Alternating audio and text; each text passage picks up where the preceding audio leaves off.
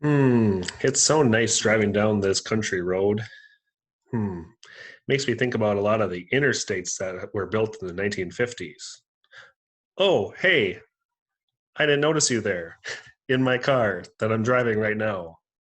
I'm still driving, and I'm going to talk about post war changes in America after World War II. You can follow along by going to Google Classroom and finding the notes called Postwar Changes at Home. Oh, I'm stopped at a stop sign. Oh, okay, now I can go. So you can follow along on your notes or your study guide. I'm going to talk about post-war changes at home as I'm driving because it all connects to each other. And my daughter's here. She's in the car too, right, Johanna? Oh, she's kind of invisible sometimes. Okay, here we go. So as I'm going through the video, you should be taking notes either in your notebook or in your study guide. And sometimes there'll be some links in there that you can click on and watch a video. So you should pause my video so you can watch that one.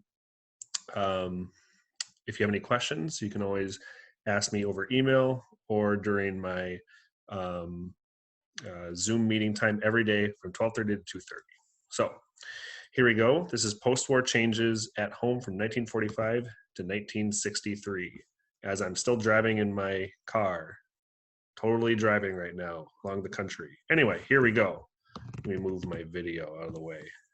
And Johanna kind of pops in every once in a while. There she is. Oh, she's a ghost. Okay, here we go. Here's our essential question for this PowerPoint. How did the United States change from 1945 to 1963? So far, we've been looking at how the Cold War has affected America.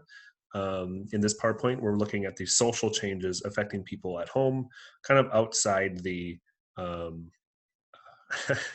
Johanna's hand, kind of outside the um, Cold War sphere. So, looking at the 1940s first. So, after 1945, when the war is over, people have a lot of money that they weren't able to spend before. If you think about it, in the 1930s, there was the Great Depression, and so people didn't have any money to spend. Then it was World War II, and if people did have money, they weren't able to buy things because of rationing. So now we get to this post-war period. You can see in red, Americans bought everything they could. They bought cars, they bought houses, they bought stuff for their houses, stuff to the furniture for their houses, everything. They're just buying a whole bunch of stuff because now they can buy stuff. People are going to be buying more cars and houses, especially. And we'll talk about what that looks like.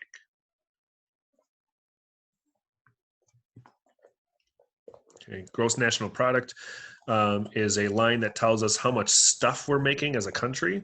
And you can see in this line, 1947, this is when the war starts or war ends. In 1947, it grows and grows throughout the rest of the decade. The US is making a lot of money. Now, after World War II, all the soldiers coming back, they need help. They were just fighting a war, and the country wants to help them out. So they pass a law called the GI Bill of Rights. GI is the term for a soldier. And so the Bill of Rights are going to help veterans after the war. They're going to do things like give them tuition. They're going to be able to go to college for the first time. And also, with all these people coming back from the war, now they are young men. They don't have to go back and live with their parents anymore. Now they are going to go and live in a house. And the GI Bill of Rights is going to make it really easy for soldiers coming back from the war. Soldiers coming back from the war to buy a house. But with all the cities that people are living in, there's not enough room for all the soldiers coming back. And so large cities start developing suburbs, kind of on the outskirts of the big cities, where these new veterans can live. Oh, my video died. Okay, I'm back. I'm driving again in the country road. I just flew through space for a little bit. We're okay, right? Yeah. Oh, you look mad. Are you mad that we drove in space for a little bit? That's okay. Here we go. Um, in the post-war era, Americans are starting to have families, um, and people are pretty confident in the future. They're confident that now they have money, now they have some comfort and prosperity. They are out of the Great Depression. We're out of a World War II situation. Americans feel very confident and happy about the future. Okay. One of the biggest social changes of the post-war period was babies. After the war ends, all these soldiers come back and, they're meeting up with their girlfriends that they had before the war. They're writing letters to each other, and now they get married and they have a bunch of babies. More babies were born in 1946 than any other previous year before. This is the largest increase of births that America's ever had. This is called the baby boom. You can see in this picture, it just goes baby after baby after baby. Lots of babies after the war. Are we going to have a baby? Mm-hmm. Yeah. New baby coming soon, right? 7 weeks. The Barths will have a new baby. But we are not going to have a baby boom. Only one.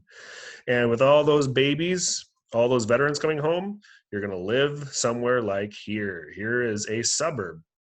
A suburb was, in many cases, these new little towns that were built, and they built these little tiny houses that anyone could go and buy and live in. They made it really easy and cheap for veterans coming back from the war to buy. Here you can see a young family who are just moving into their new house in the suburbs.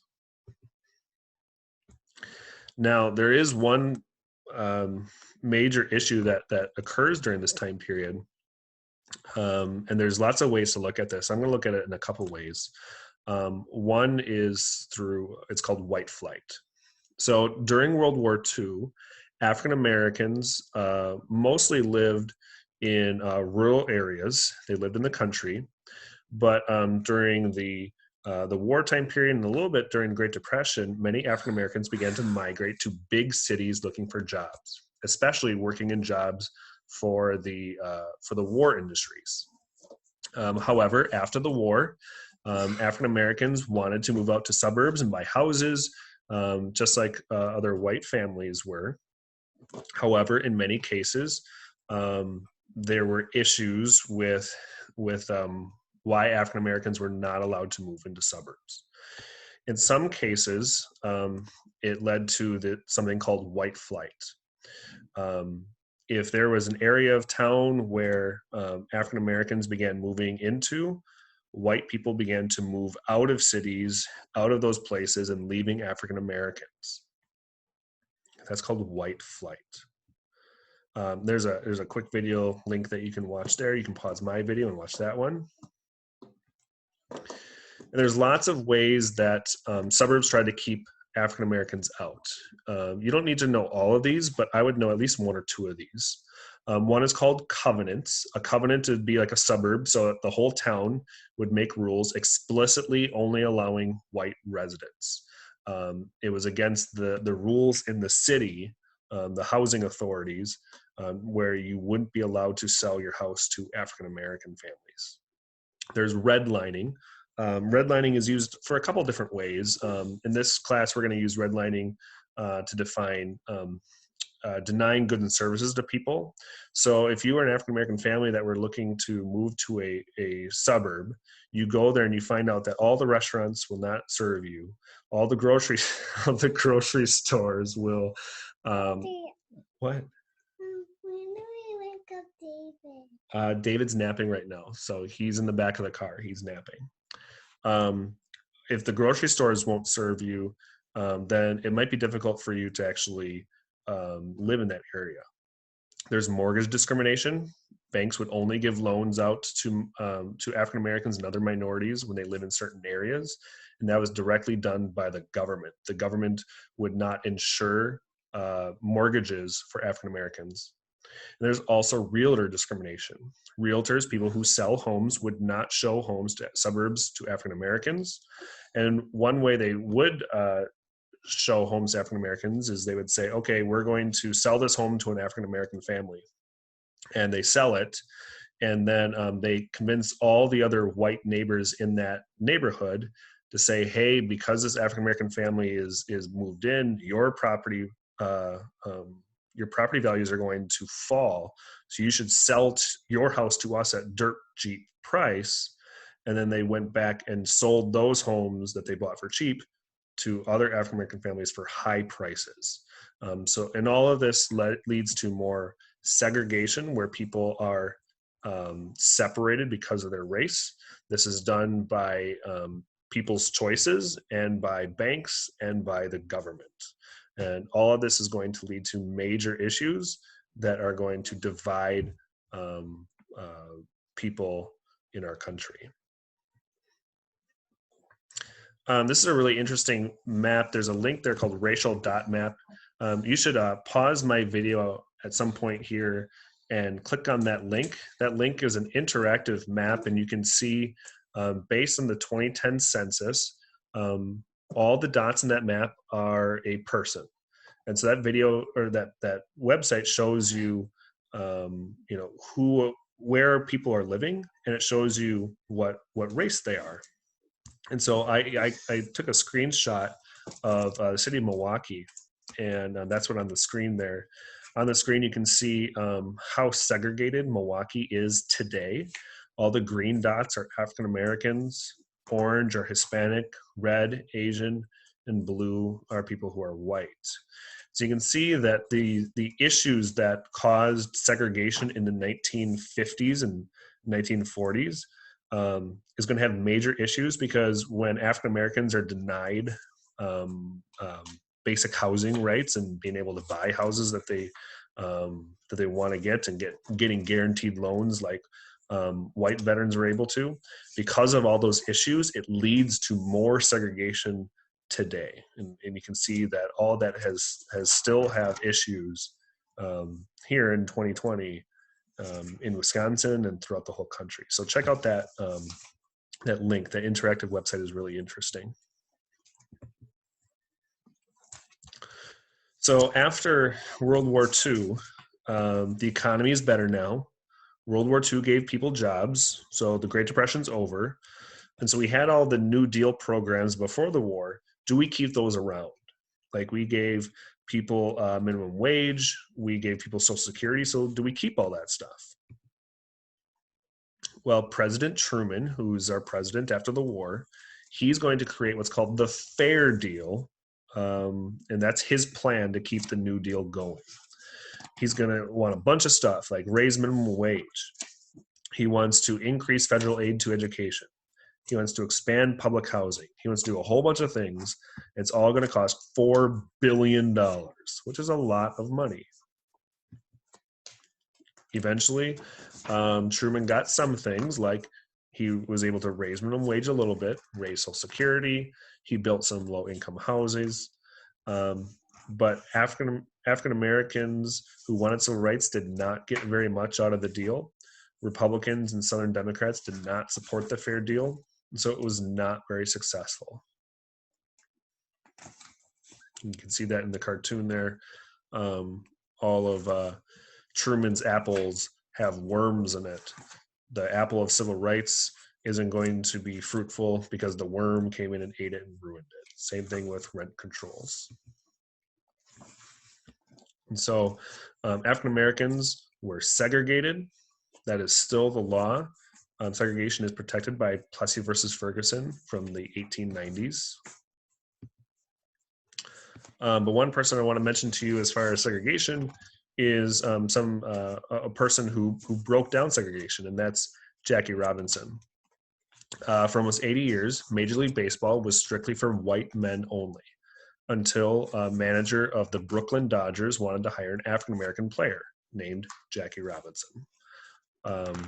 Jackie Robinson would desegregate baseball by being the first African-American player to play in Major League Baseball. He would win the Rookie of the Year award that year. And the first day he played, April 15th, is a baseball holiday every year. And so if you watch baseball on that day, you'll see that everyone wears number 42, which was Jackie Robinson's number. Everyone wears it. Baseball players, the managers, even the umpires wear 42. On any other day, no one wears number 42. That number is retired for all of baseball. And there's Jackie Robinson. There's a good video about Jackie Robinson and his wife, Rachel. You should pause my video and watch that. It's a good one. In 1948, Truman also would get rid of segregation in the military. So from now on, African Americans are not segregated in the military anymore. They can serve alongside white soldiers forever now. Okay, so 1950s. This is good stuff, isn't it, Johanna? Yeah? Yeah, good stuff. Okay, 1950s. For women after the war, many women were encouraged by society to go back home. Remember, during World War II, many women would go off and work for the first time, many women in higher paying, higher skilled positions. But many women were kind of suggested or expected to go back home, clean, cook, take care of the children, while the dads went off and worked every day. If women did go off and work, you can see in the halfway down the PowerPoint there, they described women who worked outside the home as unlovely women. They called them lost, and they called them man-hating. However, even though that happened, many women did continue to enter the workforce after the war. So not all women stayed home, but it was the expectation. The role of the homemaker and mother was glorified in popular magazines, movies, and television. All showed women staying at home and taking care of the family, taking care of the house. I'm gonna pause my video for a second. Why? Okay, we're back, everybody. I just had to stop the car and get some gas. So back to where we were. So we were talking about women, how women were at work. At least some women were. About 30 or so % of women worked outside the home. For women who did work outside the home, they would earn far less money than men did for comparable jobs. This is called the gender wage gap, which we've talked about before.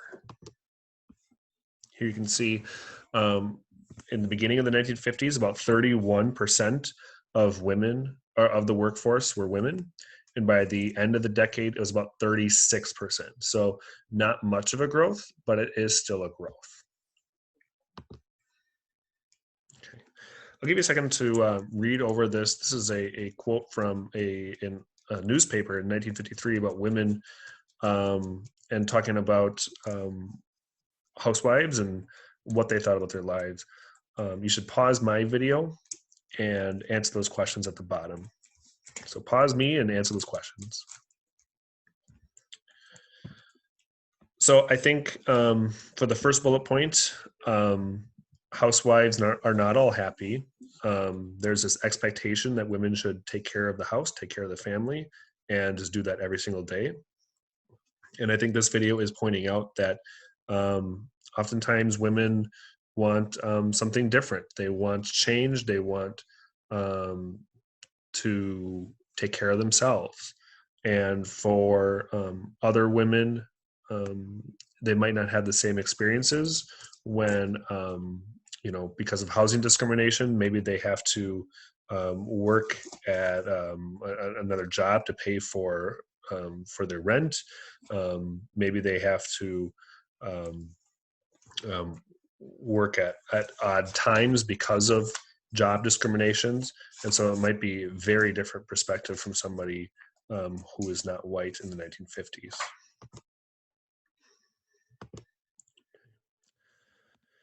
In the 1950s, this decade is going to be defined by this man. His name is Dwight Eisenhower. You might remember him because he was a military general during World War II, And remember, Americans love war heroes.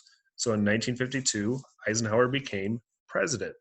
And you can see a famous cartoon commercial there in that link, I Like Ike. Ike is Eisenhower's nickname. I know it's kind of a weird nickname for him, but that's what his nickname was. So pause my video and watch that one because it's a classic.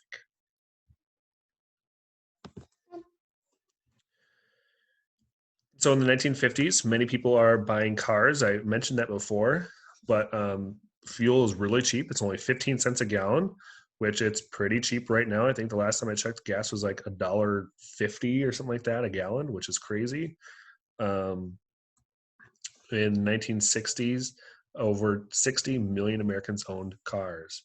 And I need to pause my video because it sounds like David is awake from his nap. So I'm going to go get him. Hey everybody, I'm back. And David's here on the car ride. He just woke up from his nap. And now he's driving in the front seat with me. Right, David? Yeah, he's eating animal crackers. So we'll go back to the PowerPoint to talk about the cars, because that's why I'm driving in a car right now. So we can talk about how many people were buying cars in the 1950s. A whole bunch of people. And with all these cars that people are buying, they need somewhere to drive. So Eisenhower, along with Congress, passes a new law that will create all new highways and interstates. Like if you go and drive an I-94, that was built by the nationwide highway network of the 1950s. They built over 40,000 miles of road. And there's a link there that kind of is from the 1950s, talking about the driving during the time. But this all leads to more trucking. So there's more semi-trucks on the road bringing stuff to people. There's more suburbs that can go further away. So now with an interstate highway, you can live in Sun Prairie, you can live in DeForest or Lodi, and you can drive into Madison if you want, because the interstates make it easier. Cities become more similar. If you drive down I-94 and you stop at any different exit, you're pretty much going to get the same thing, right? You're going to get a Quick Trip, you're going to get a McDonald's and a Culver's, and it's all pretty much the same. And it also leads to more car crashes. And in that video, I really like that one. That shows what cars were like in the 1950s when they crashed. Oh, Hannah, don't put dinosaurs in front of me. I'm driving. I don't want to crash. So in that video, it's a 1950 car that crashes into a car from, I think, 2009. And it shows that in the 1950s, there wasn't airbags. There's no crumple zones for their cars. And so the car crashes were very dangerous. And in today, cars are much safer as far as crumple zones and airbags. And like they have like leg airbags now. And it's pretty crazy all the safety features they have now with cars. So watch that video. It's a good one. Why do I always see video? Because there's some video links on the PowerPoint that I want my students to watch. They're good ones to watch. Buying cars, along with buying everything else, is called consumerism. It's when you buy stuff. And in the 1950s, people are buying stuff all the time. People started equating the idea of success and status with buying stuff. The idea was that if you bought a lot of stuff, that must mean you're successful. If you find out that your neighbor has a new grill, well, it looks like you should buy a new grill. If your new neighbor has a 15-inch black and white television, well, it looks like you need to buy a new television too. And with everyone buying TVs, this was going to lead to a lot of people going and watching commercials for the first time. Advertising encouraged people to spend more money everywhere. And so there's a couple commercials there you should watch. The Fluffo commercial shows a lot of good commercials from the 1950s. Watch those. Try to think of how are they different from commercials today. Oh, my crazy kids are at it again. Oh, let's not play with the speaker back there. Okay.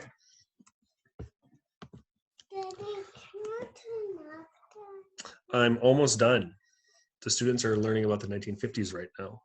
They're learning about how in the 1950s, more people are watching TV than ever have before. At the beginning of the decade, only about 10% of Americans had TVs. By the end of the decade, 90% of Americans had TVs. That's a big growth, isn't it? Most times when there was TV shows, they showed white middle-class families. You can see some famous ones like the Milton Berle Show, I Love Lucy. Is your cracker good? Yeah. Daddy, What?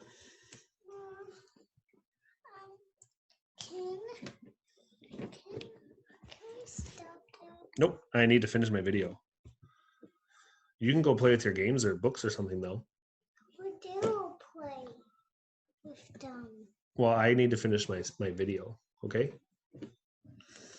The 1950s, musicians also changed how they played.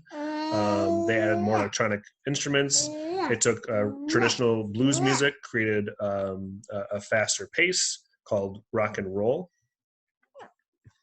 And some famous early rock and roll singers, Chuck Berry, Bill Haley and the Comets, and Elvis Presley would bring rock and roll to the forefront. And many times, rock and roll would talk about being young, teenagers, love, cars. And Elvis was the main impetus, the change that got Americans to listen to rock and roll. And I like there's a couple links down there. The first link is where it says history. It talks about how rock and roll would actually integrate crowds in the 1950s, and how Elvis would bring white people into listening to rock and roll. Little Richard's in there talking about how oftentimes rock and roll would integrate crowds. So that's a really good link to watch too. In the 1950s, with so many people buying stuff, many young people begin to criticize all the stuff that their parents are doing and living in suburbs and in their homes and buying a bunch of stuff. These people are called the Beats. So usually they're writers and poets who criticize middle-class materialism. Okay, and we're back.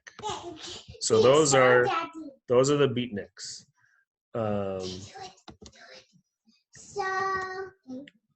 So 1960s, we have a new election. John F. Kennedy, he is going to be elected or run for president. He promises to get America moving again. 1960, Kennedy is young, and he's running against Richard Nixon, who is Dwight Eisenhower's vice president. And it's going to be a very close election, and eventually will help to, as David is cutting off my head with a saw, two things are going to help him to win: TV and civil rights. Is that silly?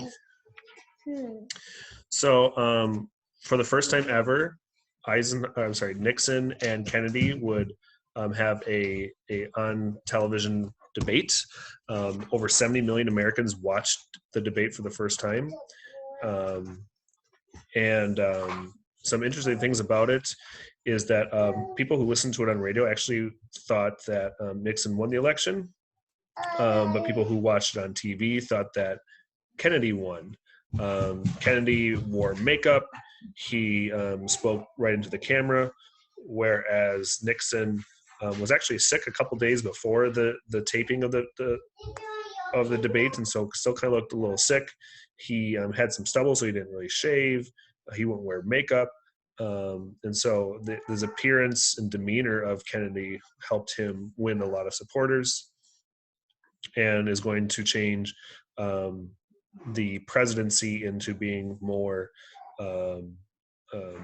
seeing the television appearance as much more important, especially when we get to 2020.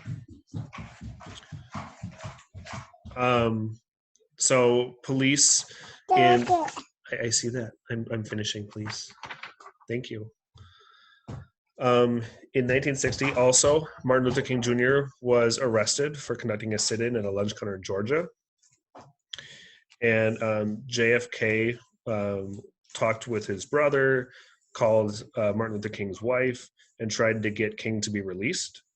And so this captured the attention of many people who were African American and around the country, that he might support civil rights in the United States if he's elected.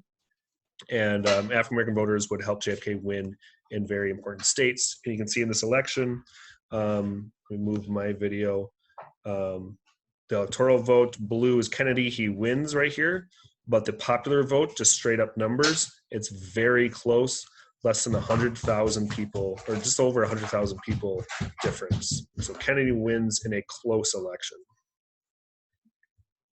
And when Kennedy wins, his domestic policy he's going to run is called the New Frontier, where he wants to explore space, improve the economy, education, and medical care. And remember, if I'm ever going too fast with these slides, you can always pause and take notes. So there's lots of things he wants to do, like increase the federal minimum wage. He's going to appoint Eleanor Roosevelt to study inequality for women. He's going to pass laws for mental health programs. He's going to do a tax cut to help the economy. However, Kennedy never really fought very hard for civil rights laws. He knew he needed support from southern states, and so he didn't really push that hard to give more civil rights to African Americans.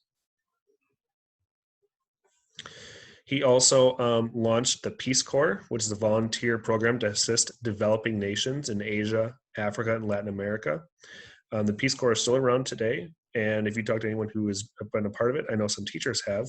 Many cases, it's people going to live with people in different life situations and finding about their life, sharing what it is to be an American, finding out what it is to be from their society, their community, and trying to develop relationships between countries. In the 1960s, during Roosevelt's presidency, there's also going to be a huge race to the moon. In 1961, Yuri Gagarin is the first man to enter space. He is from Russia, and America is behind. The first American to be in space is this man, Alan Shepard. He's only in space for about 15 minutes, but he was in space. It's more time in space than I've been in space. And you can click on that link. You can watch this video where Kennedy promises that America will not only increase funding to NASA, but that will also land a man on the moon by the end of the decade, which is a pretty lofty goal.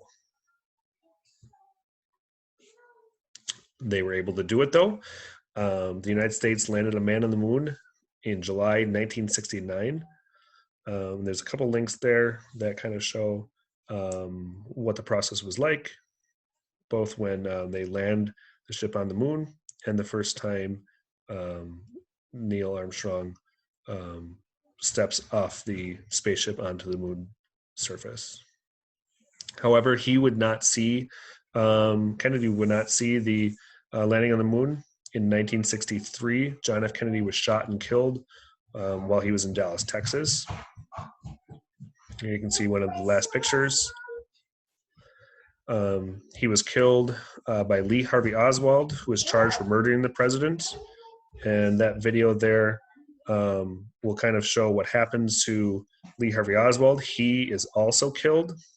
And when he is killed by a nightclub owner named Jack Ruby, that makes many people believe that Oswald was part of a bigger conspiracy. However, there is not really any evidence to say that there is a conspiracy. You can see there's some links down there at the bottom that shows some different conspiracy theories, like and how computers have proven that these are not true. If you ever get a chance, do not watch the movie JFK by Oliver Stone. It's terrible. The conspiracy theories are not good and whatever. So, and that's it for my PowerPoint. I'll go back to my video as I'm driving down the highway again. If you have any questions about life in the 1950s, let me know.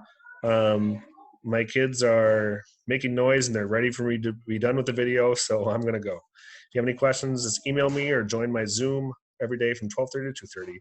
Thanks, everybody.